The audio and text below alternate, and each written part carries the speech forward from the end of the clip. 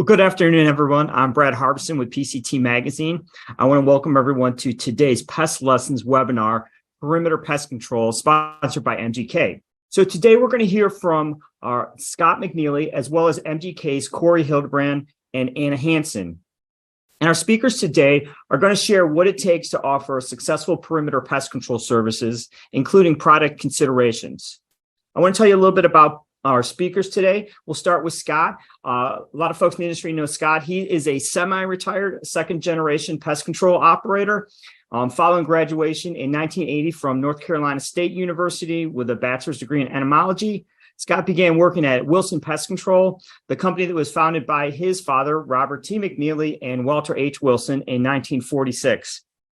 And during Scott's 19-year career at Wilson, he served in a variety of positions ranging from branch office manager to technical director. And following the sale of Wilson, Scott started McNeely Pest Control in 1989, along with business partner Frank Fowler. And they sold McNeely in December 2021. This was after growing the business to 180 employees with 9 office locations. Scott is a member of the Entomological Society of America, Pi Chi Omega, the Urban Pest Management Technical Committee, and he served on the board of directors of the North Carolina Pest Management Association. So Scott has provided presentations on numerous regional and national pest management seminars, and he's also a contributing author to PCT Magazine. Scott lives in the Winston-Salem, North Carolina area with his wife, Cindy, and they have 3 adult daughters, Elizabeth, Sarah, and Ashley, and 2 grandchildren, Isabella and Lucas Marino McNeely. And then, again, we're also going to be hearing from MGK. We're going to be hearing from Correy, Hildebrand, and Anna Hansen. I'll tell you about both of them. So Correy joined MGK in 2022 as a technical field specialist. She received her bachelor's degree at the University of Minnesota in biology. She also received her master's from the University of Minnesota, focusing on forensically important insect taxa and decomposing carcasses. Correy has 3 years of experience as a research assistant at Kell's Stored Product and Urban Pest Lab, and worked as a consulting entomologist in cases of unnatural death, focusing on insect activity and evidence. And then Anna Hansen. Anna is a technical service support specialist at MGK. She received her bachelor's at Concordia College in Moorhead, where she majored in biology and German. And she graduated with her master's in entomology from the University of Minnesota. And then after graduating, she worked in the pest control industry as both a technician and QA training coordinator. So just a couple quick notes to pass along before I turn things over to Scott. First, we got a quick disclaimer, and that is that the views expressed in this presentation are those of the speakers and not necessarily the PCT Media Group or GIE Media. Presentations made during the virtual event or the participation of vendors during the event do not constitute an endorsement of the vendor or speaker's views, products, or services. And then the second note I want to pass along is our webinar today is interactive. We encourage everyone to ask as many questions as they want. You can do so by typing them into the Q&A box that's at the bottom of the screen. We're going to wait till each of our speakers are done, and then we'll go over the Q&A with them at that time. And with that, I'm happy to turn things over to Scott McNeely. Scott? Hey, thank you, Brad. Good morning, everybody. What I'm going to try to do today, we'll talk about perimeter pest services.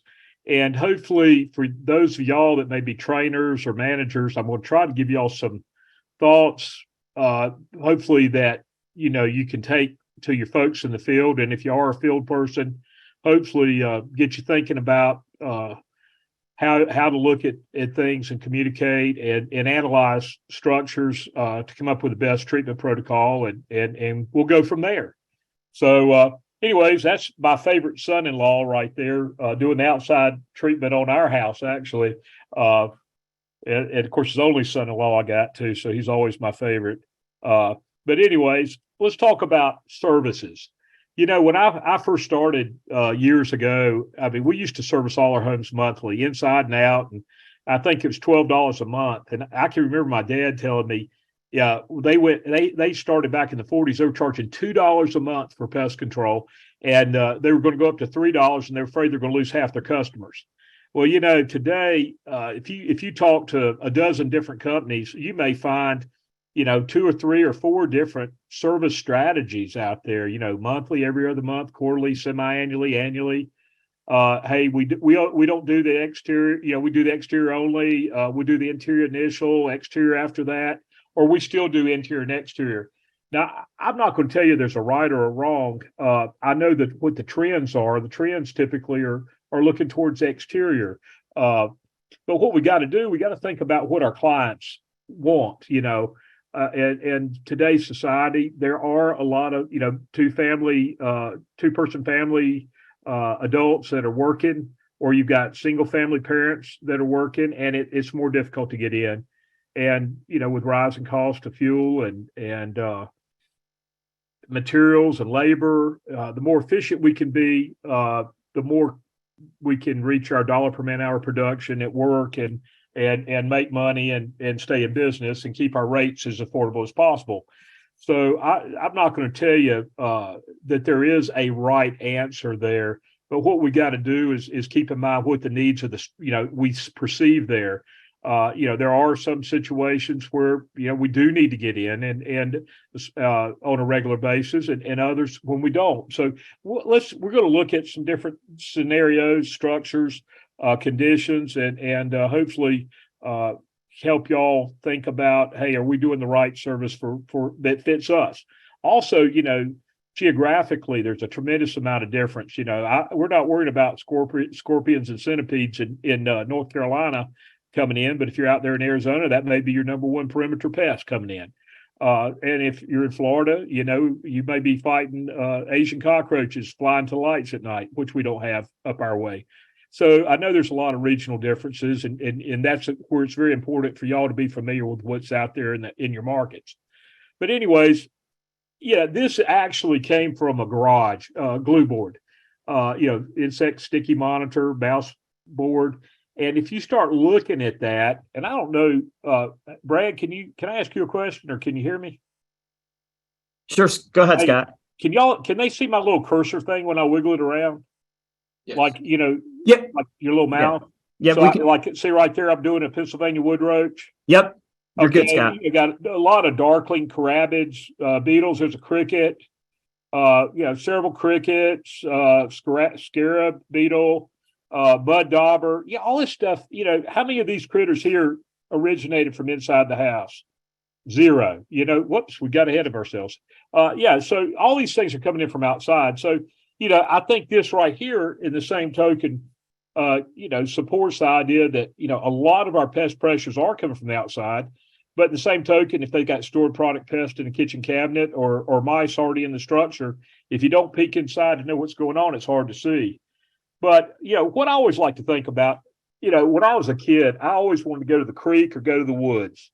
And, where do critters live? They live under stuff, and, what do you do if you go outside looking for critters? You're going to turn over a log or turn over a rock, because that's where stuff is. And so you got to think about where the critters are coming from and what critters could be coming. So a lot of times, it's like, I'm sure some of y'all have heard this, and if you haven't, now you have.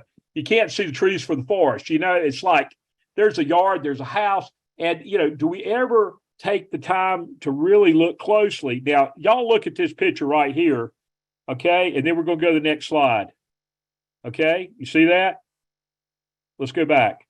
Look right there. Actually, about 2 weeks ago, I was on a hike with a couple guys, very slowly because fat people don't walk very fast. And he said, look there. I know he's scared of snakes. So I figured it's like a copperhead or something. And actually, he spotted that fawn laying there, and sometimes stuff is so obvious that we tend to overlook it. So, a lot of times, it doesn't hurt to take a second look. You've been going out to a place and doing the same thing every time. Maybe you need to start on the other side of the property, or it's kind of like putting your coat on the same way every day. You've got to inspect closely, and what we got to do, of course, is evaluate and develop a plan of action. Okay. And so the first thing is, most of y'all know, if you're driving up to a structure, I want to look at everything. I want to look at the neighborhood. The first thing, is it an established neighborhood? Is it a brand new neighborhood? Established landscaping, plantings, mature trees, immature trees, old construction, new construction, good construction, poor construction. And it really helps to know about different types of construction. Of course, that's going to vary regionally depending on what part of the country you're in. But what we've got to do is think about the term I like to say is service zones, the inspection and service zones. And, first thing, we'll think, hey, break it down interior and exterior. That's not too hard. And can y'all believe I got paid to say that? Okay, but let's go really seriously on the inside living area. Basically all your finished areas. I like to say you've got your finished areas, and then of course you've got your non-living areas in a home. Of course, your garages, your unfinished basements, your utility rooms, attics, and crawl spaces. Those are going to be, a lot of times the places critters are going to come into. Of course, if it's concrete slab on grade, a lot of time your entryways, garage doors, and everything are on grade, level with the outside ground. And if you've got any kind of perimeter pest pressure, it's pretty easy for them to come in. So when we think about, and this comes up to a point where you're saying, okay, are we going to do an interior inspection? With integrated pest management, we always talk about, inspect, analyze, monitor, evaluate, take action, and then reevaluate. Taking action may or may not be the use of pesticides. So when we're looking at the structure, hey, initially, at least looking inside is going to, because if they've got an issue with camel crickets in a crawl space or mice in a garage, and if you don't go in, you're not going to know. But the exterior on an ongoing preventive maintenance situation is, of course, what we try to do now is recommend, hey, focus on those areas and the different service zones that I want y'all to think about. And I think it's important if you're training out in the field to get your technicians to think about, okay, where are we looking and why are we doing, what are we doing, and how far out are we going to look? So, like I say, the roadside assessment, you drive in, we're going to drive in to service this house right here. I'm looking at a lot of things. I'm looking at that thing's got probably, it looks like vinyl siding. It's got an open porch under there that may be partially inaccessible. You got your trash cans recycled to the left. It's got some grown-up stuff in the back, and we're going to talk about resource sites where you could have stuff out here or at the neighbors coming in. And we got some shrubbery, and then we've got lines, and then we're going to talk about this. We've got paths of travel, the sidewalk, the driveway, all. If we get critters like ants or even beetle-y things or crickets, a lot of times they're going to follow that, and it's leading right back to the structure. This is the same if there was a fence out there. So we do that initial, what I call, anticipation. If the house is grown up with tree limbs, hey, there's another point of entry there. So we want to think about travel corridors. That is, I just mentioned that, why are critters coming up to the structure? There may be conducive conditions there, but also there could be lines of travel, just like a pathway. And what I wanted to say is, this is actually at our farm. I had a trail camera out. I thought it was pretty cool. All types of animals will follow objects, edges, and what they're going to try to do, it provides a pathway or easier travel. If you've got a hose laid out in the yard and you've got ants trailing, a lot of times if you come back and check, they're going to be running that hose because it's a lot easier to go down that hose than it would be to go through, navigate through the grass if you were an ant. In the same token, in scouting, I was in Boy Scouts, they always said, never step over a log. You say, well, why not? Without looking on the other side, because, either copperhead or rattlesnake could be laying there because your mice and your chipmunks, they follow, they run up and down the edge of those logs, just like that bobcat's walking on. But anyways, let's look at this house here. Now, around where we're at, a lot of times you'll have drain pipes in these retainer walls. Perfect place for black widows. But I'm also thinking, hey, we've got, if you could imagine this just like a sidewalk or anything coming up to the house, anything that hits this wall is going to take a right or a left. If they take a left, it's going to ride around to the garage door, and boom, they're going to be in the house. Then also you've got where the brick meets the siding. And I tell you, a lot of times when it's hot, the heat of the day, you may have ants, you could have ants trailing into a living area that they're coming in behind the gutters and coming in underneath the edge of the siding to come inside, or it could be weep holes too, of course. But we look at everything. You've got concrete meeting a structure, and this will happen with soil too. But what happens so many times, that concrete pulls back, and that crack actually, could go down all the way down below the concrete. I have seen situations, even on the interior, where we have an expansion that's large enough that we'll have mice going down through those cracks and going under and living underneath the slab. Most definitely, any of your, whether it be millipedes or ground beetles, crickets, ant travel, they could be almost traveling that almost out of sight.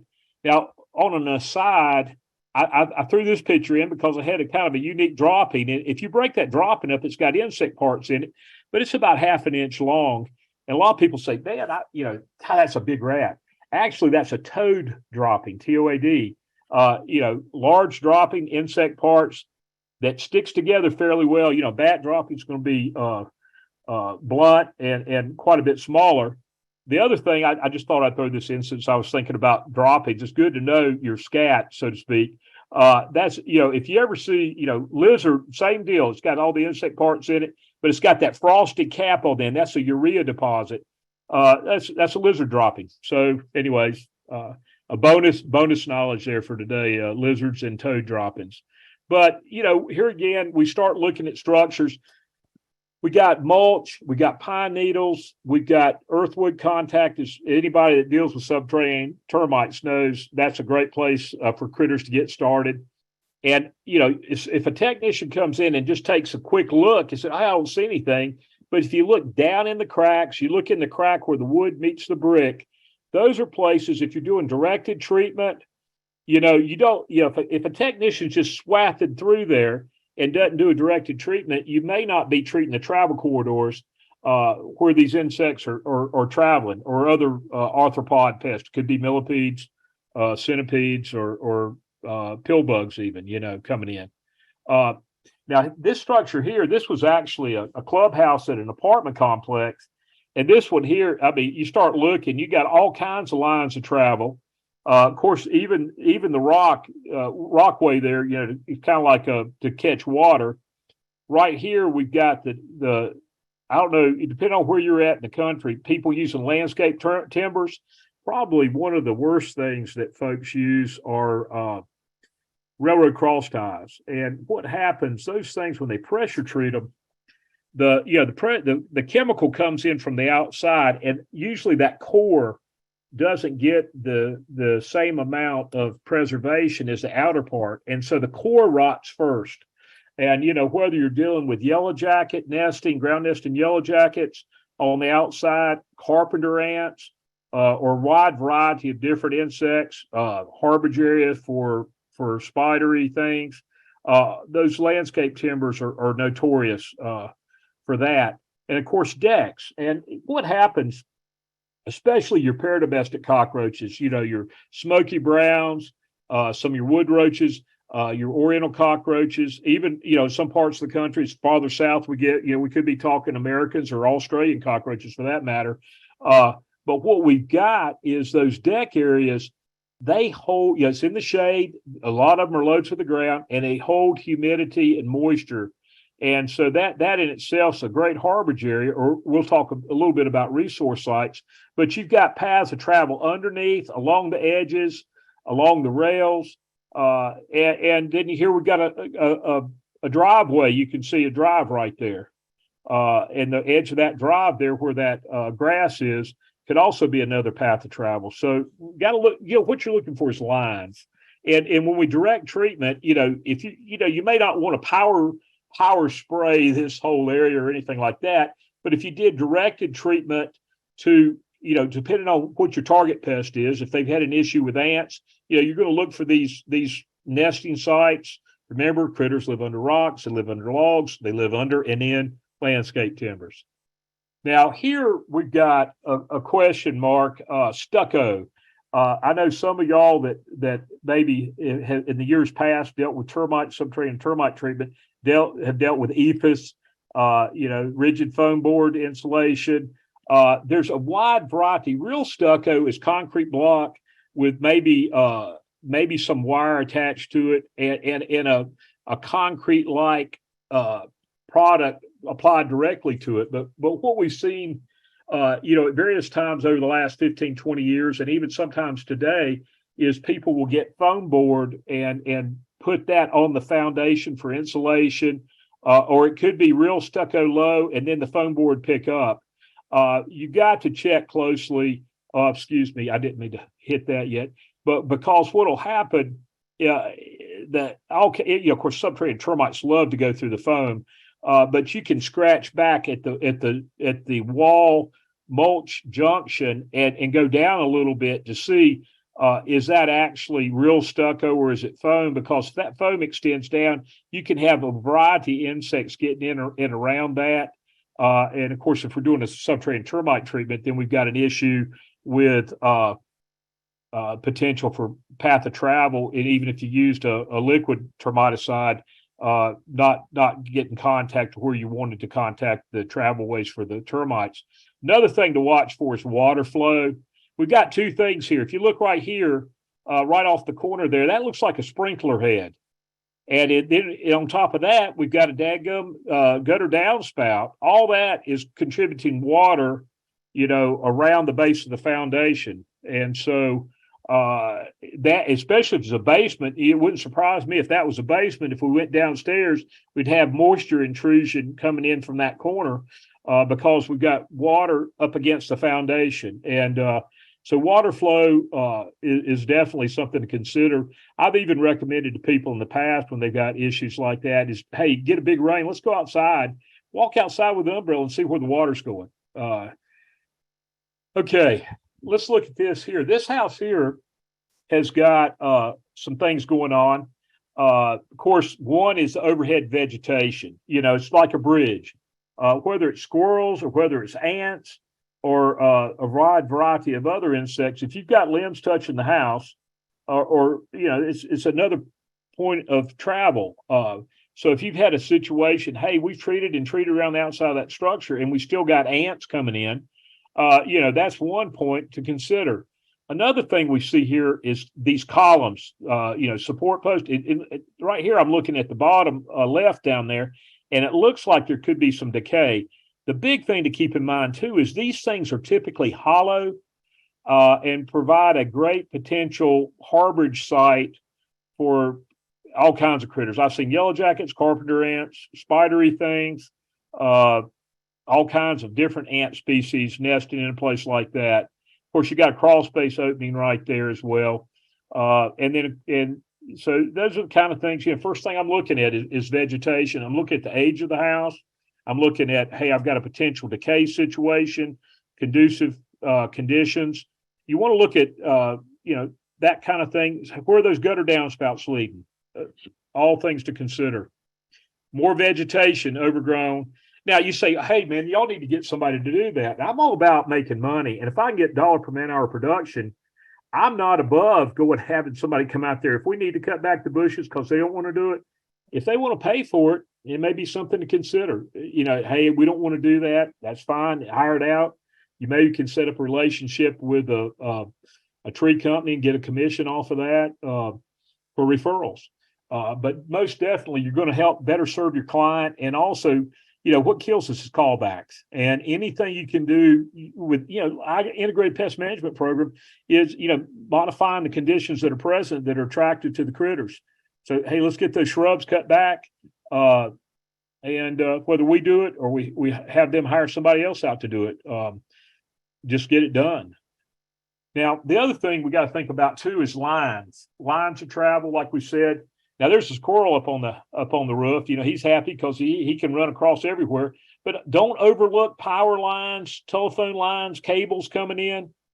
Be aware of the gutters. Here we've got some stuff dribbling off. They look like they got those leak-proof kind of gutters, or that don't allow the leaves to get in there. But a lot of times what'll happen, gutters will pull back. So I always like to do that right there along where my line is. That's a fascia board. Tremendous resource site for ants nesting above ground. Also, your smoky brown cockroaches, especially, and some of your other species of roaches that live on the outside of the house, that's a point where you may consider wanting to treat, and also definitely monitor and watch for moisture, because if these gutters, like I say, if they're pulled back or if they're clogged and overflow, that's going to create, high moisture content, and you're going to have an issue with critters coming in that way. Mulch, I don't know who thought, I guess somebody that was very creative thought, hey, let's get a big mulching thing and we'll chop up all the pallets in the world that are broken, and then we'll dye them different colors and sell them to people to put around their house so they'll get termites. But, the thing and I'm not going to get too much and let the MGK folks talk about it, but when you think about, you got to think about the surface that you're treating. Is it porous? Is it thick?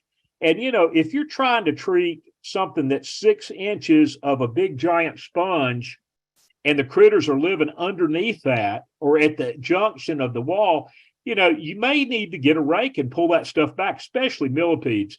But a lot of your other critters, they're going to be underneath this stuff. And if you just do a light surface treatment, go around with a 1 gallon compressed sprayer, even a backpack, and it doesn't matter. Sometimes even if you use a yard rig and saturate that, if you've got to think about, am I delivering the pesticide to the target site where these critters are hanging out? And if you don't, you're not going to get them. And we'll talk a little more about downspouts. The big thing is, where does that end up out in the yard? That's a good question. Now, here's another deck type situation. We already mentioned high moisture underneath the edge of the decks. I've had several situations where a technician says, man, the ants are kicking my butt. I've got Oder's house ants, I've got Argentine ants, I've got pavement ants, whatever, but usually Argentine or Oder's house ants coming in, and they're just kicking our butts. And I've treated, and it's like, we want to use proper terminology, but it's like a dead zone around the outside. There's nothing, because they've treated it. There's enough product right around the edge of the house where anything that comes along is going to be, toast. But what oftentimes people will forget about is other points of travel. And so many times, like a deck situation, this is out 12, 14 feet away from the house. They didn't think about these posts here as being points of travel. And so you can have ants trail up these posts, come in on the underneath side of the deck, boom, come underneath the vinyl side, never come in contact with any of those other areas that have been treated, and boom, are popping out inside the kitchen or bathroom in the house. So when we think, sometimes we need to think back away from the side of the house, as well as, what's immediately adjacent to the structure.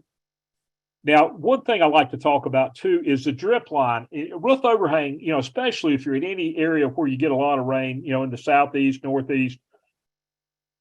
I guess out in the southwest, y'all get it all at one time when it comes. But what we talk about is the drip line and the roof overhang. Sometimes we have it, sometimes we don't.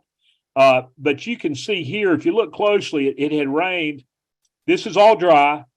And there's almost like there is literally a line, a drip line. That means where the rain, when it rains, comes, this from here back is wet, and from here in is dry. And, of course, what I always say is the more roof overhang we have, the better. But, when you're treating for perimeter pest, a couple of things we need to think about is we need to think about sun position, because, typically when we're looking at pests that come in the fall or more active in the spring, a southern exposure where the afternoon sun's hitting the structure is warmer, and we often get more activity there. Also, we need to think about the predominant storm direction. Here in the part of the country in North Carolina where I live, a lot of our storms come from the west, southwest, northwest, or due west. So if I'm thinking, hey, what's going to be the wet side of the house? Where's there going to be the most likelihood of decay? It's going to be on the western side, because the blowing rain hits that side of the structure more often. Also, it's going to be more moisture closer to the side of the house there. Something to consider, okay? Of course, this is pretty obvious. Once again, are you going to tell the people they need to have a door sweep put in? Or are you going to say, hey, we can put you in a door sweep. Let me get that measured up, and it's going to be $85. Next time I come, we can pop that on for you, right? And they say, hey, do it. or if you say, hey, you need to do your door, whether it be a commercial establishment or residential, is it going to get done? Maybe it will, maybe it won't. But why not generate some extra revenue and do it yourself? Of course, here again, you got to look closely because door sweeps give out. And once you got a critter coming along the edge of the wall and he hits that, he's going in the structure. The other thing to watch for, and I do this a lot of times, is look for stuff around the base of the door. Now, is somebody during break time going outside to smoking? Are they going outside texting? One of the biggest, I had a very prominent fast food chain that they put in these, super high volume, and it's clean as a pin inside, but they had all this landscaping around the outside of the structure. And it was like, we found another mouse. And I'm saying, God, how can that be? Because we've got all this stuff out and traps and bait stations and extra perimeter bait stations, but there's still so much landscaping. The first thing I said is, y'all going to have to modify your landscaping. The other thing I found out, guess when all the deliveries are? About 4:30 in the morning. So from 4:30 till about 5:45 every single day, that door is propped open. And that when a rodent's going to be active, right about dark or right about daylight. And so if there's any kind of critter, plus if they're bringing them in on stock, but any kind of critter on the outside, it's a wide open doorway. That's why air curtains and things like that are very important. But as many doors as you can keep closed, the better. I don't care if it's a hospital, a nursing care facility, a church, a school, anything like that. Look for, hey, are these doors actually being kept closed? Food processing facilities, what I always say is, we want to minimize the working doors and make as many of them as we can emergency exits with crash bars on them. Now, of course, that's obvious. Pipe wall junctions, anytime you can eliminate access and entry is great, but sometimes you'll say, oh, they did a great job sealing, but you don't know if that's sealed unless you look on the underside. That thing could be sealed 75% and it might as well not be sealed. We'll see that a lot of times inside restaurants, but also on the outside. They hit around the top, but they don't get underneath. So you got to make sure if something's sealed, is it really sealed or is it partially sealed? Partially sealed is unsealed. Okay, now if we're thinking about perimeter pest fall entry points, the more edges and peaks you've got, the more potential points of entry.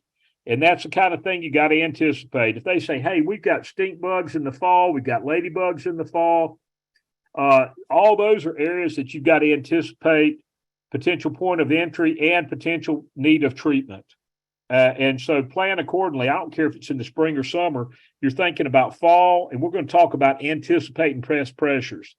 Here's a situation earlier we talked about roof overhang, and you can look, no roof overhang, siding, and if you look right there, I see immediately I'm seeing something. One, I've got a little bit of a stoop covering, but I've got a porch that extends past that, and I've got what looks like could be decay. And sure enough, I start looking at some windows. I've got decay. Go in there. There's my ex-partner Frank with a moisture meter. Man, and what's happening, every time it would rain, the water was running back up against the side of the house there. You can see where the caulking, the wood is expanded, contracted. You probably got decay on that window casing. And they need to do some serious modification, either increase the size of the covering or even consider a different type of material and even resloping or reworking that front porch. If not, they're going to have a continued long-term problem there, even if they don't get, conditions conducive for all kinds of insects. So we talked about the perimeter sub, and we're going to look at, or actually out into the perimeter. One of the things that I really want to look at is resource sites.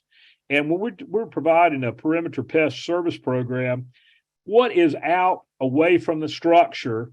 And, if you're in the South and you've got smoky brown cockroaches or maybe even American cockroaches in the deep South, you've got a wood pile or you've got, wood roaches, they're going to be there. Now, the other thing, storage building. Now, how many people know what's inside that storage building? Well, obviously, if you don't look, you don't know. It could be full of grass seed, bird seed, mice, rats, it could be nothing. I mean, but if you don't look, you don't know. And that could be, 40, 50 yards away from the house, but that could be a primary resource site. Could be, rodents coming up to the house because they're living out there in that storage building.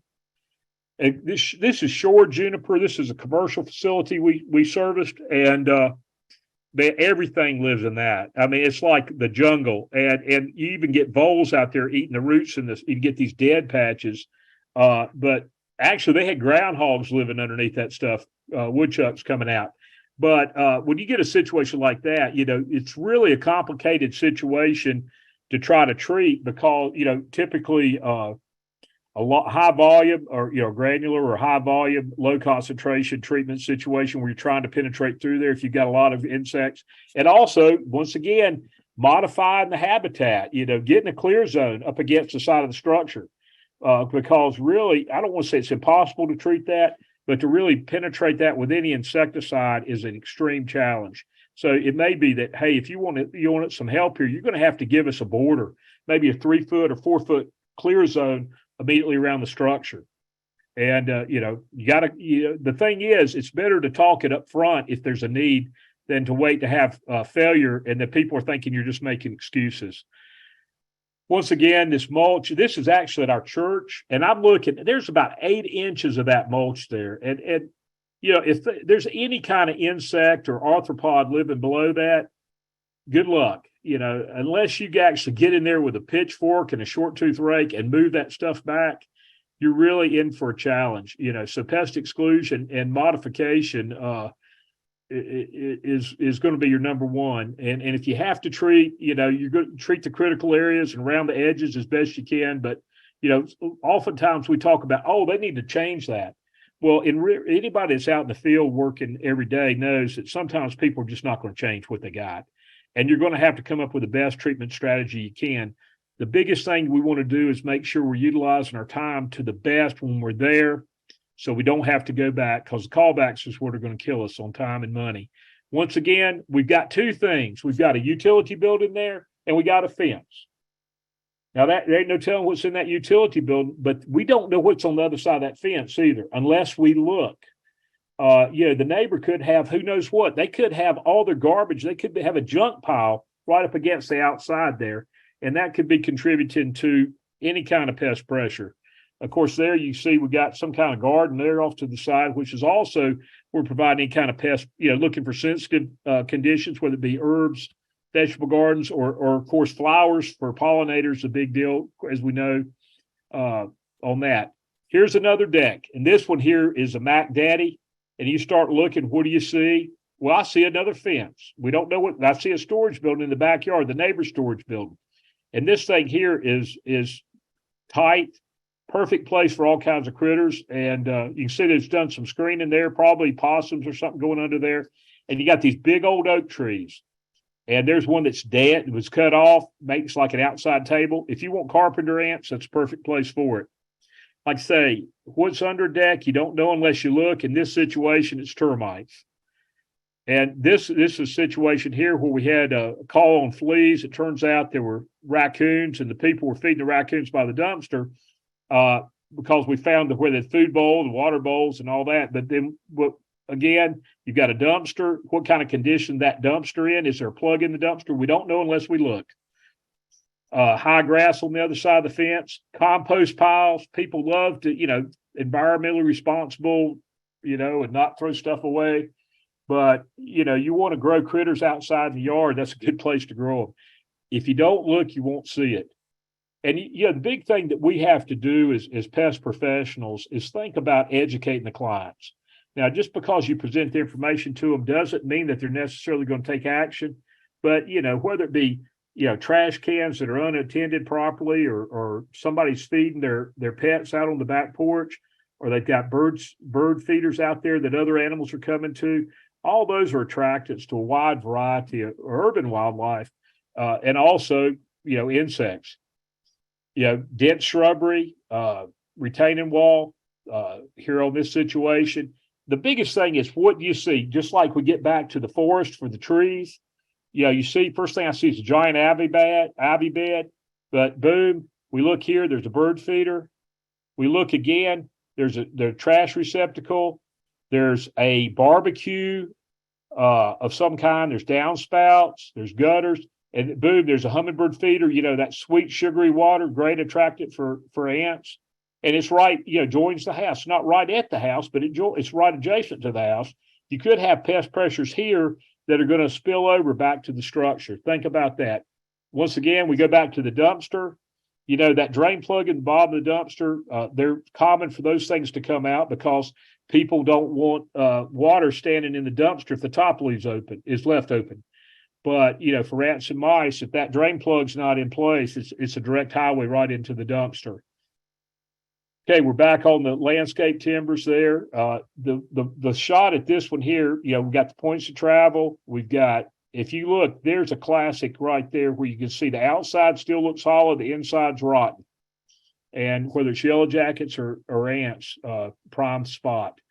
Gutters, sometimes, y'all may not do gutters at your company or gutter coverings, but it may be worthwhile, especially whether you got silverfish, some of your cockroaches coming in that way. Of course, vertebrate pests, like squirrels, that right there is open to about anything coming in. So we got to think about conditions conducive. This is a house that's got cedar shakes. And if y'all are dealing with silverfish, and you get a situation, this house here, the lady had a log cabin that was joined to the house and to a traditional house. And actually in this situation, they had all these shingles being torn up and didn't know what it was, and get out there and start doing a close examination. And these things are full of seeds. Those are maple trees, full of seeds. And so whether it be in this situation, squirrels coming up there, but it could be mice, it could be other insects, deer mice. Love that kind of stuff. Paramiscus, all your mice with the white underbellies. So anyways, when we think about that, we think about the critters, understanding the various types of structures, inspection, seasonal pest pressures. I want to talk about that a little bit real quick before we get done. Site-specific needs, and then your program selection and selling. So one of the things, we got to know the potential pest in the area that we're going to deal with. And, regionally, it's going to vary quite a bit. Even in our state, if you're from the coast to the mountains, it's going to be different. So use that IPM, of course, always for the greatest results. And what I want y'all to think about, if you are doing a perimeter service and it's a quarterly type program, which seems to be the most common, I know some people are doing every other month and some even less frequent, what's coming up? Because if you're here in June, here it is, the end of June, July, August, we're not going to be back until September. And that's a big change of weather. So we're thinking almost, what's going to happen? What kind of pest pressures are going to be there before we come back next service? And I used to have the biggest issue talking to technicians about ants in February. It's 25, 30 degrees outside and we're talking ants, but we're not going to be back out to that house. We're there in February, March, April. We're not coming back till May unless we get a call back. Call back costs money and time and lost production. So, hey, maybe we need to be thinking ants in February. So, of course, winter, you got critters inside. Spring, we've got all kinds of stuff moving. And of course, the summer, we got a lot of critters trying to find, hunker down. We got extreme heat maybe, or extreme rains. We had 7 or 8 inches of rain last week, and it flooded everything out. So when we think about critters, I like to think one of my favorite stories, I'm not going to tell y'all the whole story because I think we don't have enough time. Goldilocks and the Three Bears. Okay. Everybody knows about Goldilocks, little blonde-headed gal up there, and the Three Bears. And the biggest deal is on this, how did Goldilocks like everything? Just right. And if we think about most of the perimeter pests that we deal with, they're looking for ideal conditions. They've got like a zone that they want to live in. If it gets too wet, too dry, too hot, too cold, they move. Now, it could be food resources. They move. They're always moving for a reason. And if we can anticipate that, whether it's seasonally because fall weather's coming, or it's because we've got extreme weather conditions, hot, cold, wet, dry, then we can anticipate what's going on. And of course, depending on the pest, if we're dealing with flying critters, they're going to be high. If we're dealing with crawling critters, usually they're coming in low. Wide variety of critters. And I'm not going to go over everything, but, we start looking. Kudzu bugs in the deep south turned out not to be a big issue, but the multicolored Asian ladybird beetle, ladybugs, big deal. Some places, box elder bugs, brown marmorated stink bug, came in originally from Pennsylvania back in the 70s, spread down the East Coast. One of the biggest fall pests, and even in the wintertime, we continue to get calls on those. And going in the spring when they're trying to get out, feed on a lot of wide variety, the juices on a wide variety of plants, and can come in by the large numbers. Same thing, box elder bugs, kudzu bugs, springtails.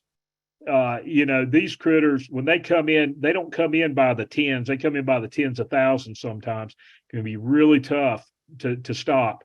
I took this picture. It's so good I had to put it in there. I actually found this thing at church the other day, this past Sunday. I thought, man, that's a great earwig. But, earwigs, once again, they just like it just nice and wet and humid and moist. And if it gets too hot, too dry, they move.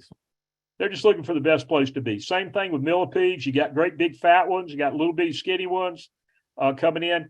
Spiders, you can stop them on the outside, maybe 90% of them by web removal and preventive treatment, and minimize that what you're going to have on the interior.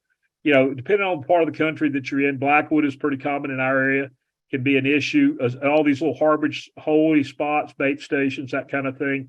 But a lot of your spiders, are going to be fall type spiders, like your riding spiders, your garden spiders. But you got a lot of free living spiders, like your grass spiders, little spiders that move and come in under the doorways. Once again, perimeter treatment is going to help with those. Ants, wide variety. These are Allegheny mound ants, not fire ants. Great. That's actually a great big mound. But you can see I got a hat, boom, right there, just to show you for point of reference how big that mound is, which I thought was pretty cool. But, we don't get a lot of problems with anything like that. But, a lot of your smaller ant species, think about aphids, plants that, cover aphids. And we're kind of running tight on time, but I'm going to try to just run you through one scenario here. Carpenter ants, the classic. I'm seeing ants on the den floor. So I'm thinking about carpenter ants. I'm thinking about, they're going to have a primary nest site that's going to be where there's consistent source of moisture. So I know the biology of the critter, and I'm thinking, okay, there's a lot of big oak trees out in the yard. My original shot was to take a picture of that hawk on that tree, but on that roof. But we think about secondary areas. It could be around the gutters. It could be around a window, door casing where there's some moisture. You get like a satellite nest, but the main nest is out there. So we're thinking about points of entry, points of cutting them off around the perimeter. And ideally, if we can get to the nest, great. If not, we're going to have a residual product that's going to be non-repellent that's going to kill those critters as they're coming up the structure. But here's the frass being kicked out from a tree. That situation there's a pine tree. This situation, it's another oak tree. And of course, you've got the egg larvae, pupa, and adults in a consistent source of moisture. We're looking for frass, and of course, there's some damage of the critters. Once again, just like so many other perimeter pests, they're trailing along lines. That's actually cage trap. And they were using the edge of that cage trap to travel back and forth. And where are they nested? Landscape timbers. Now, years ago, I had a situation. I just wanted to point this out. We're going to wrap it up here in just a minute. We had my guys, I want to say it was like a nuclear waste site. It wasn't really, but they had treated, and they said, man, we can't figure out what's going on. We can't get rid of these ants, carpenter ants. And I go out there, and I literally went. The guy had some siding up on the roof, and they've been seeing these ants coming down in the living area. So I said, I went up on the roof right at dark, because the ants are most active right at that dusk, dusk to dark, or right at first light. And sure enough, right at dark, I saw an ant go across the roof and dip down in the gutters. And then I saw another one do the same. And I said, where do those gutters lead to? And I said, those downspouts, because I saw there was the downspout was connected to a pipe. I said, where's that pipe going? He said, oh, it comes out next to that old dead tree in the backyard.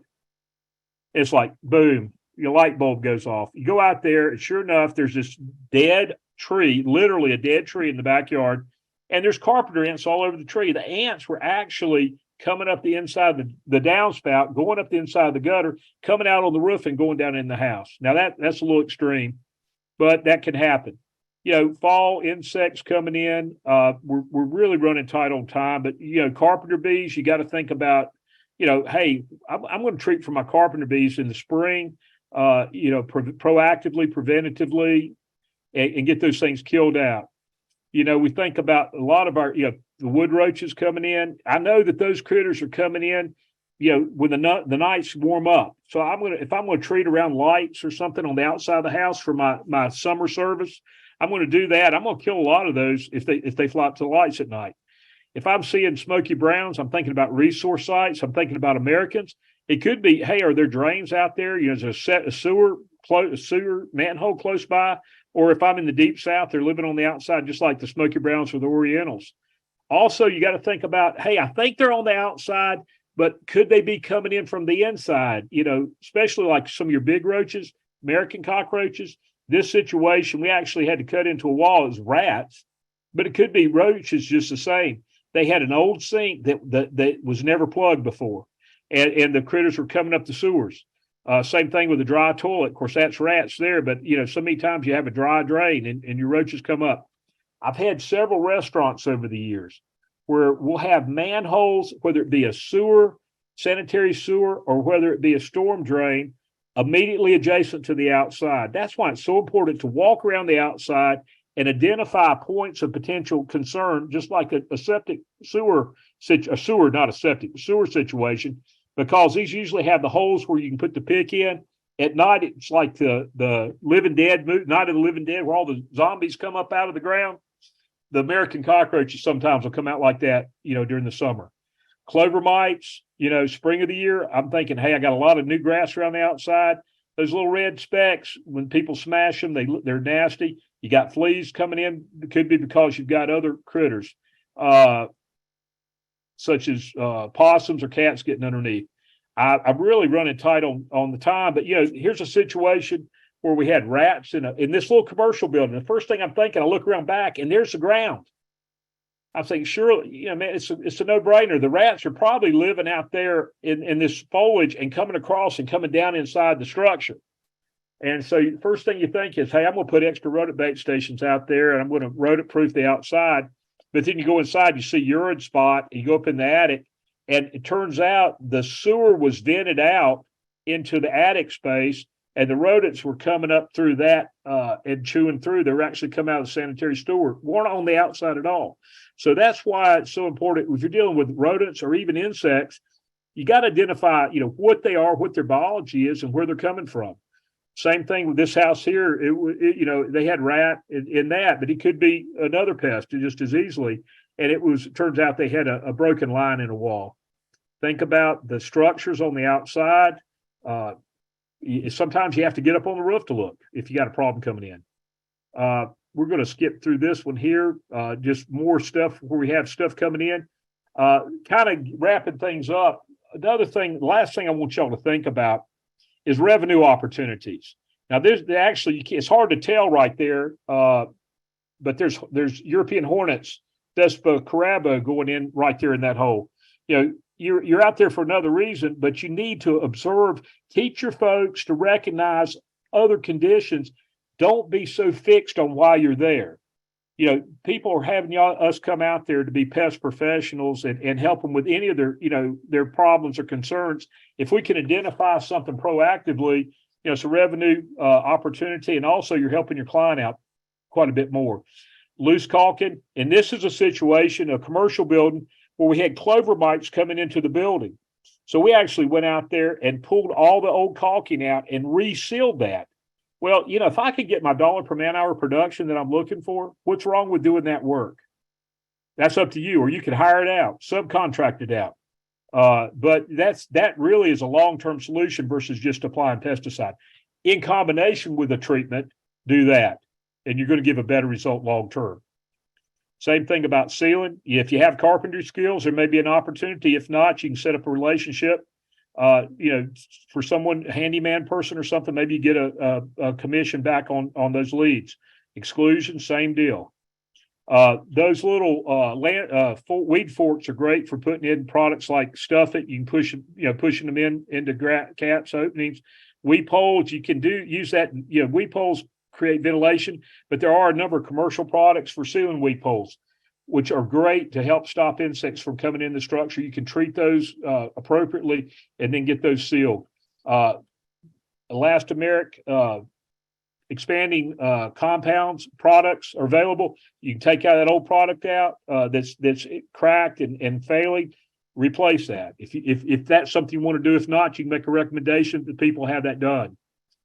And when I'm looking for opportunities, I'm seeing groundhog trapping, installation, exclusion fencing, additional gravel, pressure washing, deck staining, and of course, general pest service.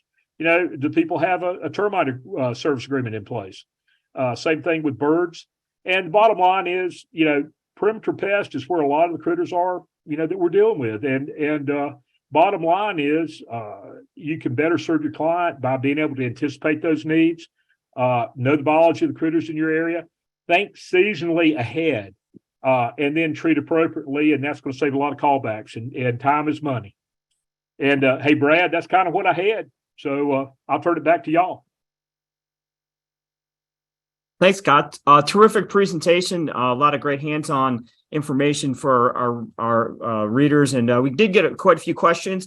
We do want to be respectful of everyone's time, so we'll go through some of these. And if we don't get to yours, Scott put his email address up there, and you can always follow up with him, or you can follow up with us. And we'll make sure he gets. Can I charge extra for that, Brad? We'll negotiate at the end of the when you're done here. So okay. Scott, one question that came in was, you showed some of those deck photos there, and there was one where there was, she was asking if it was wood to ground contact on that deck. And the question was, if it was wood to ground contact, what other issues besides termites can happen with that type of wood to ground contact? Well, today, we want to think that everything's, quote, pressure treated. And pressure treated wood today is not like it was 20 or 30 years ago or 40 years ago. So, wood, when it's in direct contact with the soil, of course, is going to wick up moisture. And if it does that, it's going to increase the relative humidity, around the area where these pests can be. So even if it's pressure treated wood, first thing we think about is termites. But the other thing is it could enhance the moisture. And also it's going to limit ventilation under there. Good ventilation, if the deck's up off the ground, the humidity is not going to be as high as it would be if it's right on the ground. Closer to the ground, it's going to create a more moist area, more conducive to a lot of different pests. Yeah. And just to our listeners, we did get a few questions there about product formulations. I'm going to let the folks from MGK answer those questions because after they're done presenting, but I will get to those. Scott, a question, you talked about some of these different add-on services and opportunities. A question that came in was, how do you determine pricing on these maintenance add-ons and is it by estimated man hours? Absolutely. A couple of things. One, we got to look at product cost. Mm-hmm. Rule of thumb, is one, if you look and see, you're caulking, if it's a caulk type product, how many linear feet are you going to be able to treat with that product? And if it's a product that's $5 a tube or $25 a tube, you have to take that in consideration. But also, generally, what I'm trying to do is I know $1 per man hour production that I'm going to do. And if you got something that you're not sure about, you can always tell people, give them a price and say not to exceed.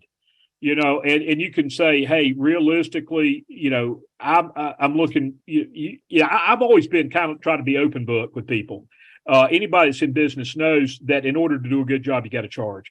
And if I'm not sure, and I actually have done jobs where I would rather tell somebody not to exceed and be able to knock a little bit off than to give them a low price and then, not make any money because, we cannot do anything and not make any money. Scott, a question was for vegetation-free zones around a structure. Yeah. What kind of mulch do you recommend? Mulch or other type of materials do you recommend? That's a great question. Typically what I would recommend doing is go with some type of geotextile fabric. That's a big word for basically fabric that's impervious for weeds to grow up through. You can get that through a lot of your landscaping type organizations. Probably go to Lowe's or Home Depot even and get that. And then I prefer to go with the rock stone is best. You can get the synthetic pine needles and all that kind of stuff, but it's rock stone is the best, and you can get different colors and all that kind of stuff. But you want to have an underlayment under there. So that way you're going to prevent your weeds from coming up. You can't manage your vegetation, of course, with herbicides, but better to go with something that's going to last longer. Let me just check real quick here. We got time for one more question here, Scott. And like I said, anyone's question we didn't get to, we'll follow up with you. But a question came in, and that had to do with the age of a house. Can you talk about the age of the house and what that has to do with pest activity? Sure. If you think about the houses that were built 50 years ago typically weren't as tight. And, we hear a lot about people. Some of y'all may have heard people talking about a sick building, one that doesn't ventilate, and a lot of the new construction is so tight that you don't get air transfer, which is good to help prevent pest entry, but maybe not healthy because you don't get fresh air exchange. We see that in commercial and residential structures. When you start getting in the older homes, typically you've got more gaps and cracks. But don't be misled because some new construction, is based purely upon whoever's driving the nails and putting the thing up. So, you could have siding that's loose at the bottom. If you stand back away from it and don't get up close and look, I always said, if you got somebody with shiny shoes and clean knees, you're probably not where you need to be. You got to get down and look up underneath stuff. And if you won't do that, you're not going to necessarily see what you need to see. All right. Like I said, Scott, we did have a couple more that came in, but we're going to kind of stop things there. Was the Q&A. But again, appreciate your time and you sharing some of your experiences with perimeter pest control to our readers. Sure thing. Glad to. Great. Thanks, Scott. Okay. So now we're going to move on to the second part of our webinar. And again, we're going to hear from our representatives from MGK. And we're going to hear from Correy, Hildebrand, and Anna Hansen. So with that, I will turn things over to them. All right. Thanks for having us here today. I'm Correy Hildebrand. So kind of jumping right in, there's a lot of things that Scott talked about that I was trying to furiously take notes on because he made so many good points. One of those first ones, he talked about walking up to an account and taking a look at the property and developing a plan of action. And he said, what do you see? So looking at an account, what is it about that account or that property that's conducive to pest infestations, to things like occasional invaders, fall invaders, that sort of thing. So when I think of perimeter control and perimeter treatments, first thing I think of is IPM or APM. But that plan of action going beyond just chemical control. And I think there's two things that are key to successfully treating chemically. And that's first, communicating with your customer. I think, he had mentioned, there's plenty of customers that kind of, no matter what you tell them, there are definitely customers out there that it's not going to change their way of life. It's not going to change their habits. It's, someone's not going to redo their entire landscaping if you inform them like, hey, you've got, 6 inches of mulch surrounding your house. But if you're able to speak confidently and knowledgeably about these pests and their biology and their ecology, I think that really helps in the communication part of it. And if you can get the customer to kind of have a better understanding of, why are these pests coming to their house? Why are these pests getting into their homes? You might have a better chance of them, maybe doing a little bit of a change of a habit. Like instead of laying down 6 inches of mulch next spring, they're going to lay down just a thin layer. And then the next part of that is exclusion and modification. If you can communicate to them, the things that you see when you're walking up to an account, these, he had shown a picture. There's this big, beautiful open porch, and underneath that porch, there was, like a fence kind of around it that's sheltered, so you can't see what's underneath that porch. Well, if you can imagine how much leaf litter and debris and decaying organic matter that's underneath that porch, or if you walk up and somebody's yard is unkept and they've just got, a perimeter of decaying leaf matter surrounding their property or the home itself, this is why pests are coming into their house. So talking to them about things that they can do to make it a less conducive place for pests to really be successful in that environment before the chemical part of it. So that was really like one of the first things that Scott talked about that I kind of wanted to reiterate and impress upon, those conducive conditions. Anna, do you have anything to add to that? Yeah, so just to kind of expand on that whole thing, as far as looking at these properties as a whole, it's easy to just look at the house and think about, how old is this house? What kind of things are kind of built right up to that house, the lines going into the house, but also consider the property around the home and what's that environment around that structure that's going to be just inherently more conducive to some pests than other pests. We've got 3 different examples here. We've got kind of the lush landscaping around the home on the left, and in the middle, you've got this home that's just kind of in the middle of the woods. And then you've got that other home that's kind of in the middle of a field, kind of in a farm setting. And the pests that will be in each of these homes are just going to be a little bit different because of the environment around there. So that woodsy house kind of in the middle is going to be a lot more conducive to things like spiders and whatnot. The one on the right has that really kind of sunny side that could potentially attract a lot of things like box elder bugs and the like. So those are the kinds of things that you also want to consider when creating your treatment plan, is just that property as a whole and not just the structure.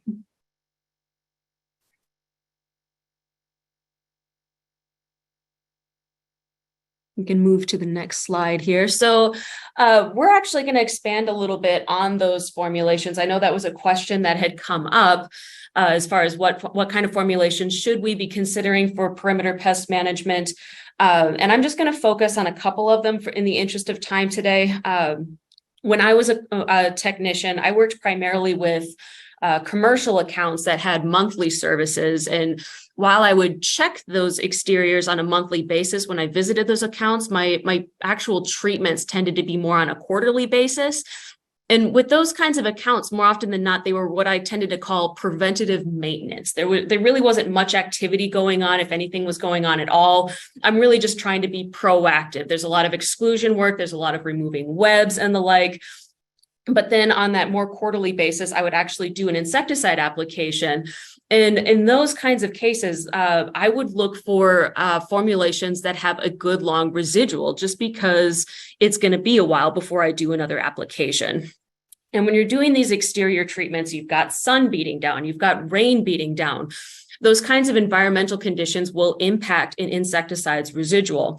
You've got those porous surfaces, things like the mulch, you've got dirt. So insecticides that stay on the surface are something that you want to look for, because you want it available to actually contact a pest. So those are the kinds of things that you want to consider when choosing a formulation for perimeter control. And a really good solution is the microencapsulated formulation. With this formulation, the active ingredient is going to be enclosed in a microcap, and then the active ingredient is slowly released over time. And therefore, you've got this extended control. A lot of products that are not enclosed, you'll see action really quickly at first. You'll see maybe a quick knockdown and the like, but then it's going to fade out. And the microcap is going to be there to prolong that insecticide's longevity. Typically, microcapped products are going to look like a milky white once you dilute them, and sometimes you'll see kind of a yellowish tint. So what you see pictured here is our Onslaught formulation. You can see that the concentrate there actually has that little yellowish tint to it. This was actually in the early stages when we were first formulating this product. It's now more of a milky white in appearance, and that's more often than not what you tend to see with this type of formulation. And if we advance to the next slide, we can see what the microcap actually looks like. So at MGK, our microcaps are more like a sponge. It kind of looks like a little balloon in this picture, but at MGK, our microcaps are kind of like a sponge. A common image when folks envision a microcap is something like a baggie or that would burst to release the active ingredients. But for MGK microcaps, it doesn't quite work like that. It just kind of slowly releases out as like a sponge releasing a liquid. And we move on to the next slide, and you can actually see the underbelly of a scorpion. We had marked the microcaps in the insecticide so that you can actually see them as kind of these purple dots. And all those little purple dots on the underbelly of that scorpion is the microcap. So you can see how they really stuck well to that scorpion. It's a good, that's another good advantage to having that microcap. All formulations are going to have their pros and their cons, and microcaps are no exception to that. The pros with this kind of formulation is that they really do last long. They've got a great residual, which is something that a lot of pest control operators like for their treatments, especially with those accounts that are more on a quarterly basis. The microcap is going to offer additional protection for the user. It's going to minimize the paresthesia that some folks might encounter, that kind of irritating, tingly kind of feeling that you might get. That kind of effect is minimized with using a formulation like the microcap.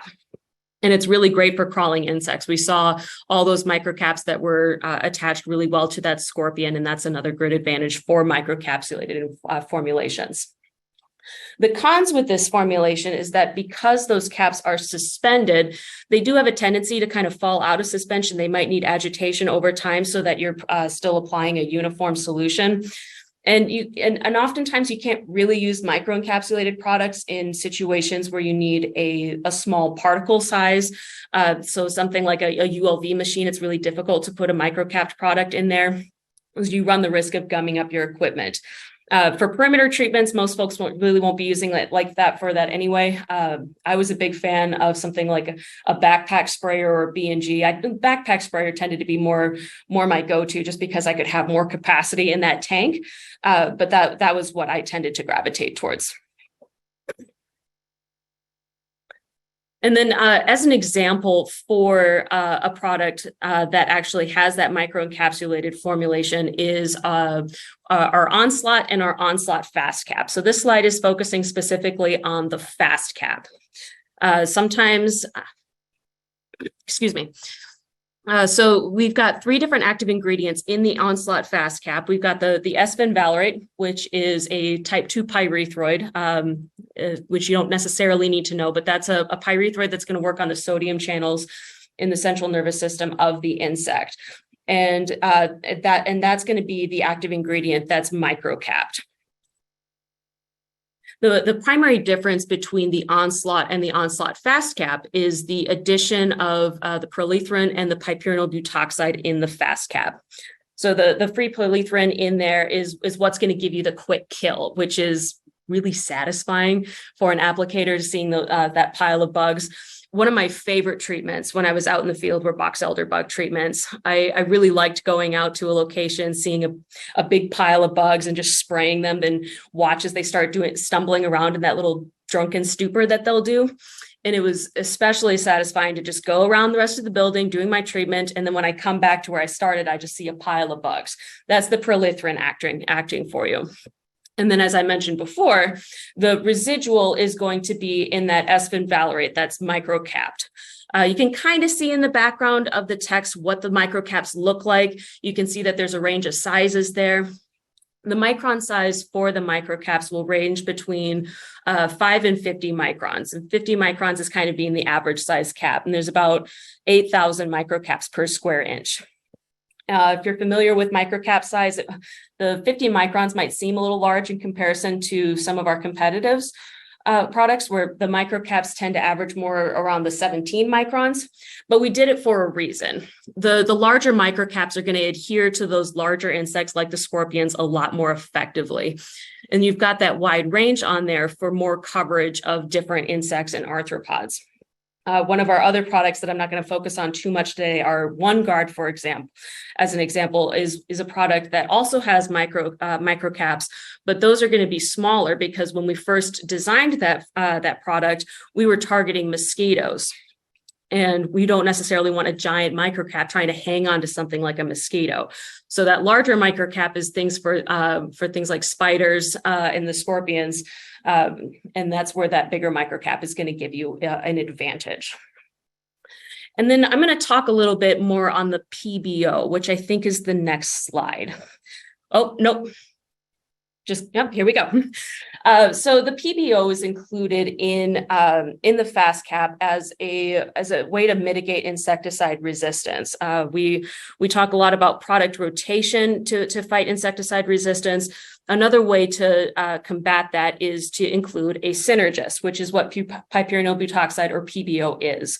So this is an active ingredient that we include to enhance the performance of an insecticide by blocking enzymes in the insect's body that detoxify pesticides.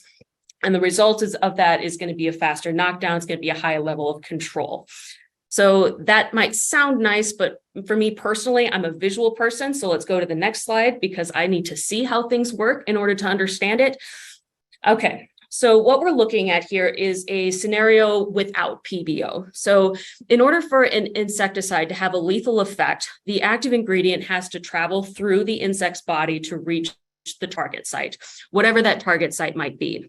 And if you're dealing with a resistant insect, you're not using PBO, that active ingredient, which here is shown as red diamonds, it might get caught up in these green enzymes that work to detoxify the active ingredient. You can see the active all stuck up in those enzymes. They're not able to reach their target site, meaning that the insect does not get a lethal dose.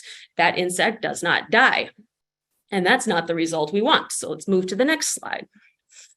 And so this is where PBO is going to come in. So the PBO is kind of the brighter green diamond triangle shape. And you can see that they're blocking up the enzymes that were causing us so much trouble in that previous situation.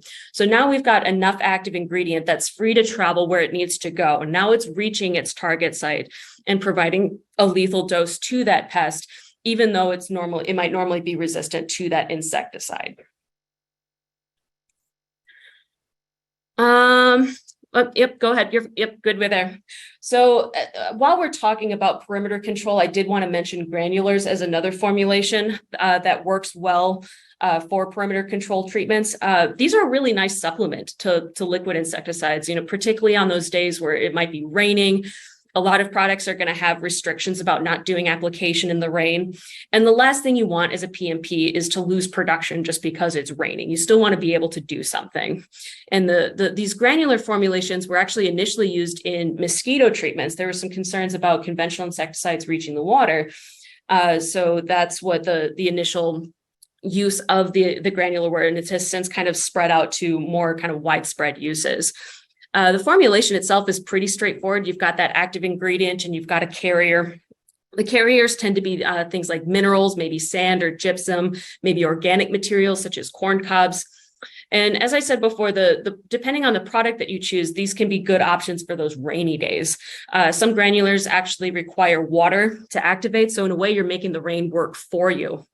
And so this formulation is also good for those applications to the soil surface. We're thinking about those areas that have a lot of foliage or a lot of landscaping that's butting up against the house, where you've got that tough time getting down to where those insects are going to be, where those crawling pests are going to be. They're not all up on the leaves. So a liquid application might be tricky in those situations because it's not actually getting down in there. You got to get to the ground. And then I'm going to reiterate what Scott was talking about too in regards to that mulch. A big benefit to the microcapped insecticides is that they kind of resist absorption into porous surfaces. And when you've got that thick layer of mulch, that's going to actually work against you a little bit in that case, because it's not going to go all the way down where you need it to go. So you might have to rake that stuff back in order to really get that insecticide where it needs to go. We're talking about trying to talk to your customers and maybe losing that mulch, replacing it with something like rock. They're not going to do it, but at least communicating and documenting those conducive conditions and adjusting your strategy to deal with those conditions as best as you can. Correy, did you want to add anything to that, or?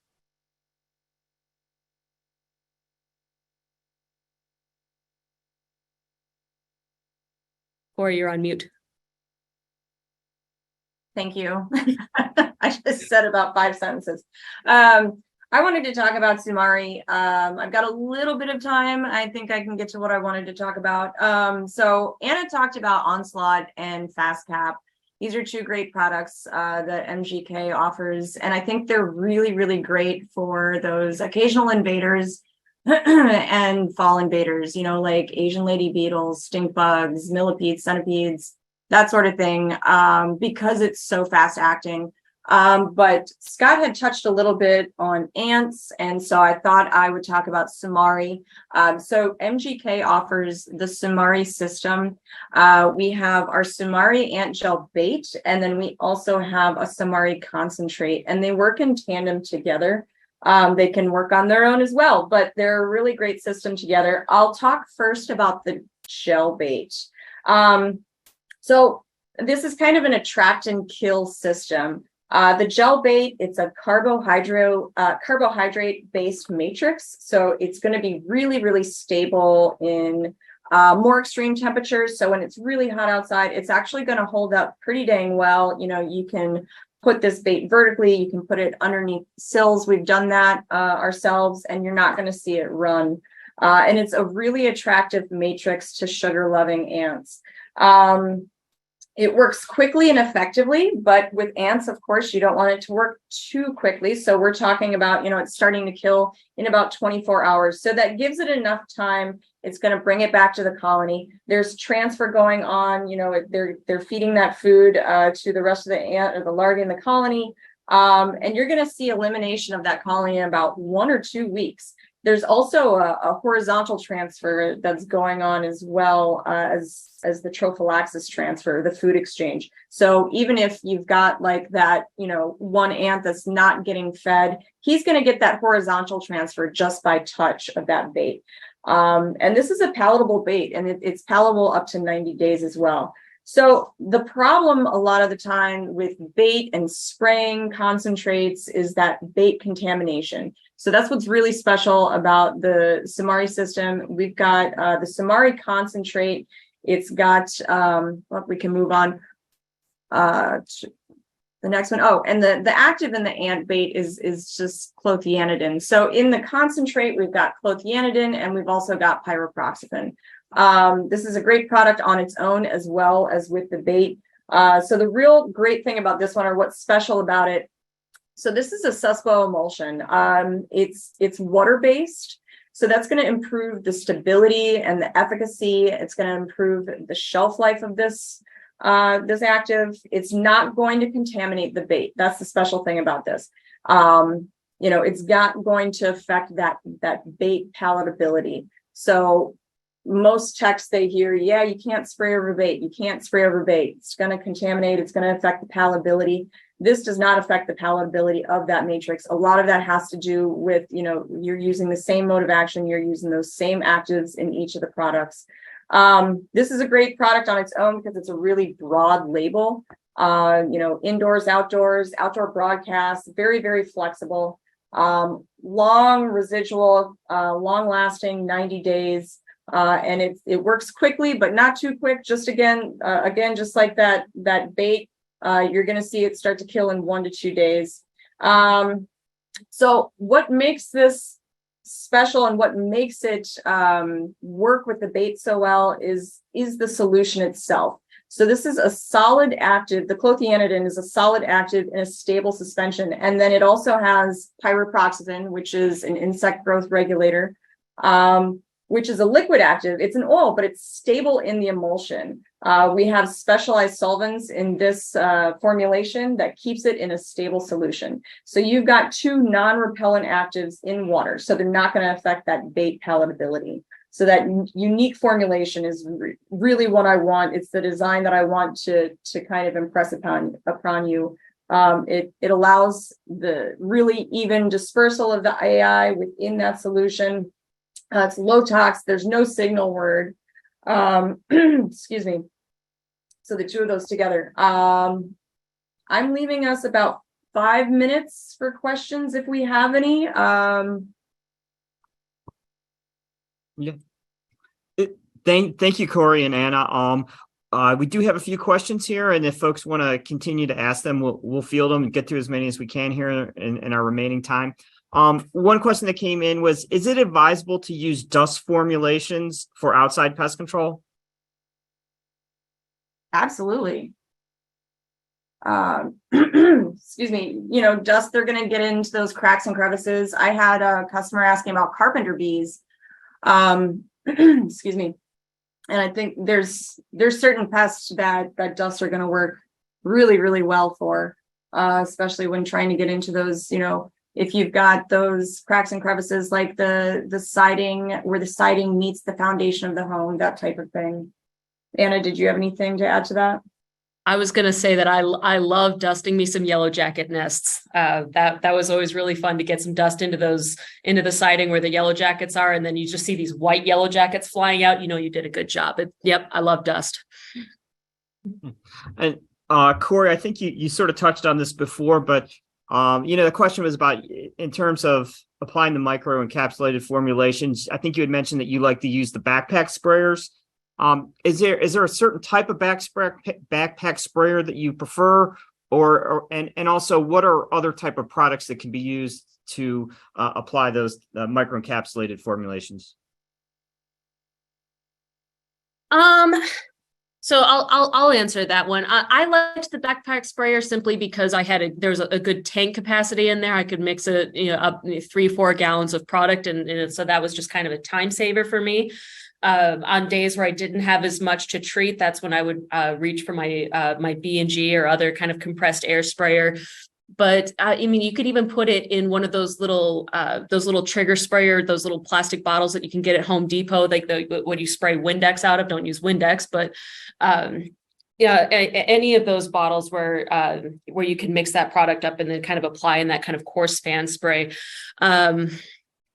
I don't necessarily have specific brands of equipment, but a wide variety of insecticides can be used in those kinds of equipment, including your EC formulations, your suspended concentrates, your wettable powders can be applied in there. So there's a lot of versatility with that equipment.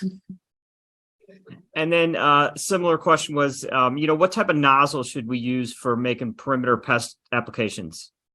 That's really going to boil down to where you need that insecticide to go. So if you're doing that kind of the treatments around, say, the foundation of the home, around the doors, the windows and such, I liked setting it on the coarse fan spray. That gave me a good amount of coverage so that I can just do not necessarily a super slow or a super fast movement across that area, but just moving at a reasonably slow, steady pace. I got a lot of good coverage with that fan spray.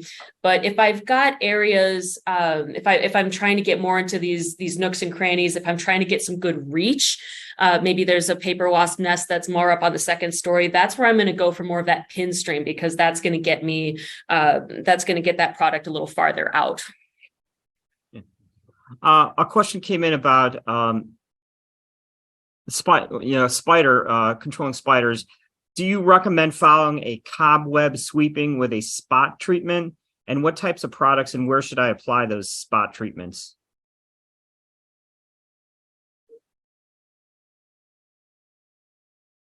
I can answer this one too. Corey's still on mute. I am a big fan of removing webs. That's one of those tangible services that that people can relate to, especially if you've got these big ugly webs up there. A homeowner coming home and seeing, wow, this technician really did something because those webs are gone. If you're doing a good insecticide application, there should be no evidence of it. But if they come back and they see that there's no webs there, that's when that's something that the customer can really see and appreciate. And it also helps you get that insecticide where it needs to go. If you're just spraying the webs, it's not necessarily getting onto the building where you actually need that insecticide to go. So I liked taking those webs down first and then getting my insecticide down. And I would focus my applications really on, where are those webs being formed? So around the porch lights is a really big one. But also kind of consider, why are those spiders building those webs in that location in the first place? They're attracted to something that's coming there. They're not building a web for fun. So looking at the insects that are being attracted to that porch light or to that siding, and eliminating conditions so that those food items for the spiders just aren't as interested in coming to the site. Here's a question for either of you, and it was just, how can I best explain to customers that are used to indoor treatments, why I've changed to a service that's perimeter only that involves mostly outside service? Sorry, I'm going to learn to just keep my thing off of mute. I think a good way to talk about that is that it's almost a preventative service. It's a way to have that barrier to keep a bulk of those pests from getting into the home in the first place. I would think that most customers would prefer a perimeter before inviting somebody inside, unless it's something that's a lot of pressure from the infestation inside of the home. So yeah, I would just communicate to them, this is the first step. This is where we want to start. We'd rather start at this point and move forward if we need to. Why go in the home if we don't have to do that? Okay, well, great. We're right on time here at 2:30, but is there, before I let you go, I want to thank MGK for sponsoring this webinar. And Correy or Anna, did you have any other final comments you want to make before we sign off here? Correy, do you want to quick go to our contact slide? That way, if anybody does have any follow-up questions, our contact information is listed there. So feel free to get in touch with either one of us. Okay, and then the last thing I'll mention, we did get a couple folks that were asking about receiving a recording of the webinar. Yeah, once we record it, we have recorded it. Once we've edited it and cleaned it up a little bit, we'll upload it to our website, and everybody who is an attendee will receive a link to that, which they can watch at their convenience. So again, as I wrap things up, again, I want to thank Scott McNeely for a terrific presentation on perimeter pest control. And thank you again to MGK for sponsoring today's webinar. And thank you all to our readers who took some time out of their day to join us for today's webinar. Hey, have a great day, everyone.